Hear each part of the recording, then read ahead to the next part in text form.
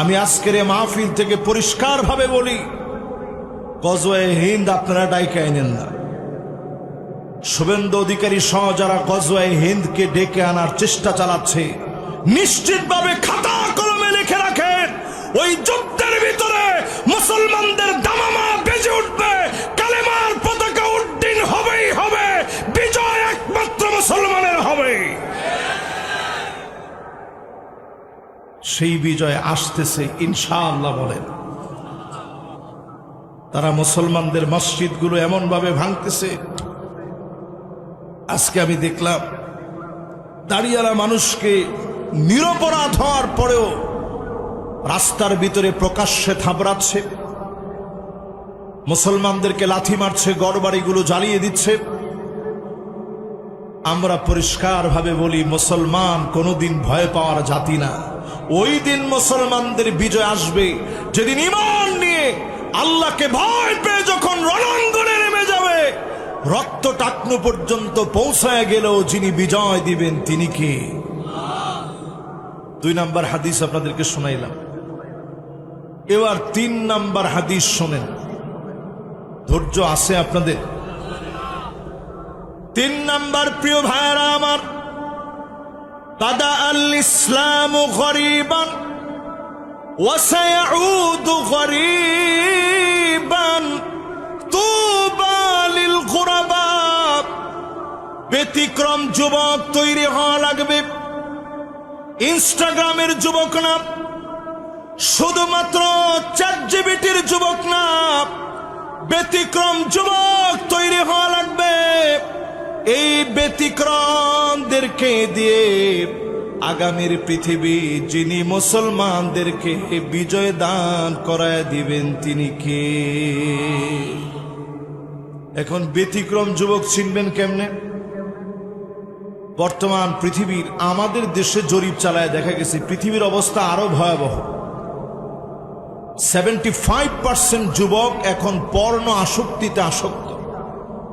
যাদের বয়স 11 থেকে শুরু করে 28 বছর পর্যন্ত, তারা 75% পর্ণ আসক্তিতে এখন আসক্ত হয়ে আছে। বৈবাহিক সম্পর্কের পূর্বেই 19% নারী তারা তাদের সতীত্ব হারাচ্ছে।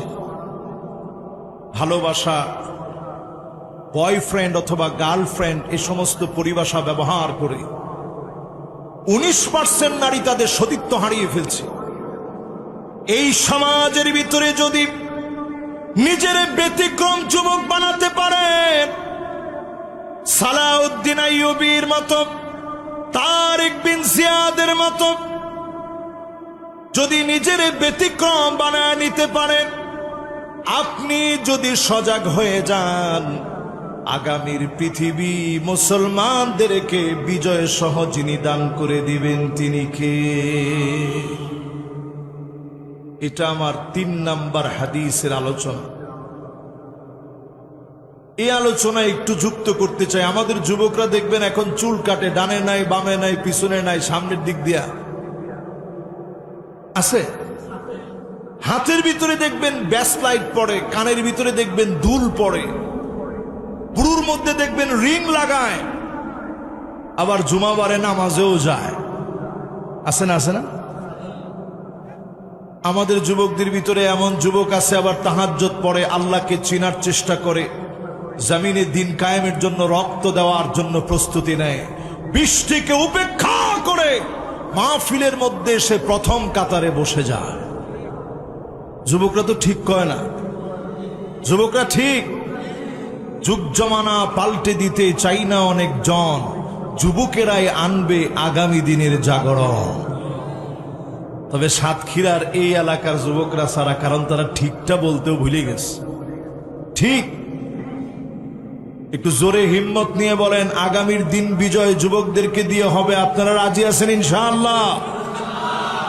মাশাআল্লাহ। এবার আসেন আমার ভাইয়েরা, 4 নম্বরে নবীজির হাদিস শোনাই, ইউসলিহুল্লাহু লাহু লাইলাতান ওয়াহিদা। এক রাত্রির ভিতরে বিজয় আসবে। আল্লাহু আকবার। কয় রাত্রি? ইখতিয়ার উদ্দিন মোহাম্মদ বখতিয়ার খিলজি 17 জন নিয়ে যদি বিজয় আনতে পারে, বাংলাদেশের 18 কোটি মুসলমান ঈমান নিয়ে, হিম্মত নিয়ে, তাকওয়া নিয়ে যদি প্রতিবাদ করতে শিখে, পালাবার জায়গা পাবে না, পাবে না, পাবে না।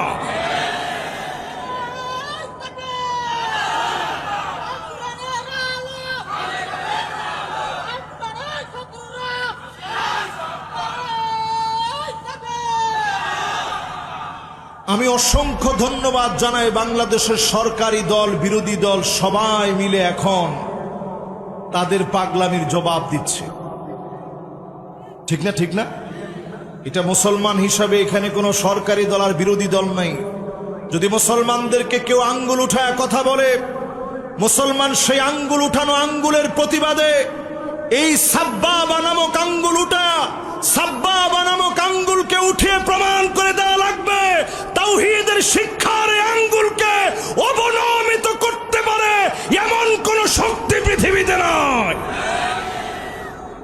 প্রিয় ভাইরা আমার, রাসূল বলেছেন 1 রাতের ভিতরে বিজয় আসবে। আজকেও যদি আপনি বিজয়ের ধারে কাছে না থাকেন, তাহলে বিজয় আসবে কেমনে?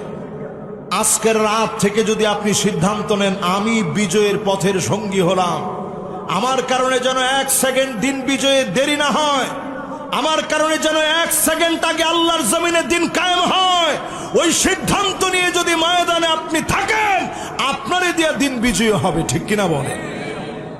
প্রিয় ভাইরা আমার, কয় নাম্বার বলতেছিলাম? খেলা আছে আপনাদের? কত নাম্বার? 4 নাম্বারের পরে এবার আসেন 5 নাম্বারটা শুনি। 5 নাম্বারে প্রিয় ভাইরা আমার, যতজন আমার সামনে বসলেন, যতজন আজকে এখানে সিদ্ধান্ত নেওয়ার জন্য বসলেন, আসহাবে কাহফের যুবক তেমন কিছু ছিল না। জালেম বাদশা ডেকে নিয়েছে, মেরে ফেলবে, হয় আমারে মানবা না হলে মেরে ফেলা হবে। ওই যুবকগুলা জালেমের কাছে মাথা নত করে নাই, মাজলুম হয়ে আল্লাহর সামনে মাথা নত করে দিয়েছে। বাদশার সিদ্ধান্ত নেওয়ার জন্য বাড়ি পাঠায় দিল। যুবকগুলা সেখান থেকে পালিয়ে চলে গেল।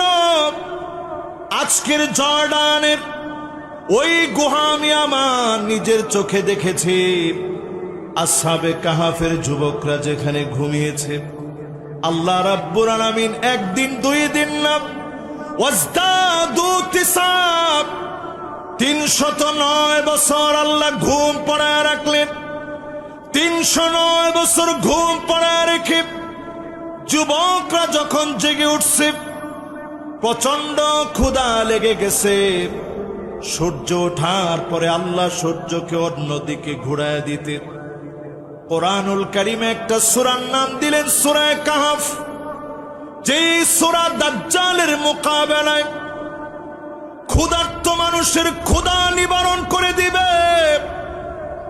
পেটের ক্ষুধাগুলো সব ইমানদাররা ভুলে যাবে।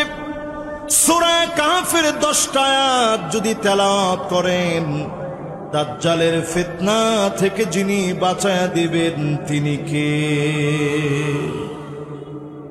কেন এই সূরাটার এত দাম? এই সূরায় 10টা যুবকের কথা আসে। এই 10টা যুবক 309 বছর শুধু ঘুমাইছে। ঘুম থেকে উঠার পর প্রচন্ড ক্ষুধা যখন পেটের মধ্যে লাগছে, মাশাআল্লাহ, যুবকরা কে আসছেন? মাশাআল্লাহ, ওয়েলকাম, মাশাআল্লাহ। দেখেন, যুবকরা আসলে মাহফিল প্রাণবন্ত হয়। এই যুবকরা আমাদের অ্যাসেট, আমাদের সম্পদ।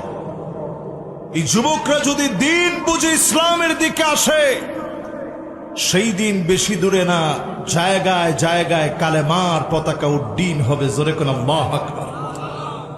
এরকমই যুবক ছিল আসহাবে কাহফের যুবকেরা। শুধু তাদের সামর্থ্য অনুযায়ী গুহায় গিয়ে একটু ঘুমায় গেছে। আল্লাহ ঘুম পড়ায় রাখছে কত বছর? 309 বছর ঘুমানোর পরে যখন বাজারে গেছে কিছু আনতে, তাদের পয়সা দেখে তো অবাক, কিরে এত আগের পয়সা পাইলা কোত্থেকে? তো তারা মনে করছে ধরা পড়ে গেছি। তখন আল্লাহ বুঝাই দিছে, তোমরা ধরা পড়ো নাই, এই ঘুম দিয়ে আমি আল্লাহ তোমাদেরকে বিজয়ী বানায় দিয়েছি। জোরে কোন আল্লাহু আকবার। এই জন্য মুসলমান আজকে হিম্মত নেওয়া লাগবে,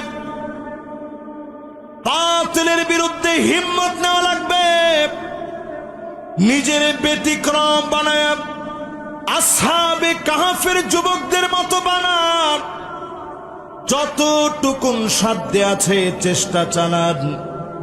আস-সাইয়ু মিন্না ওয়াল ইতমামু মিনাল্লাহ, চেষ্টা আমার আপনার পক্ষ থেকে হবে, যিনি পরিপূর্ণতা দান করে দিবেন তিনি কে?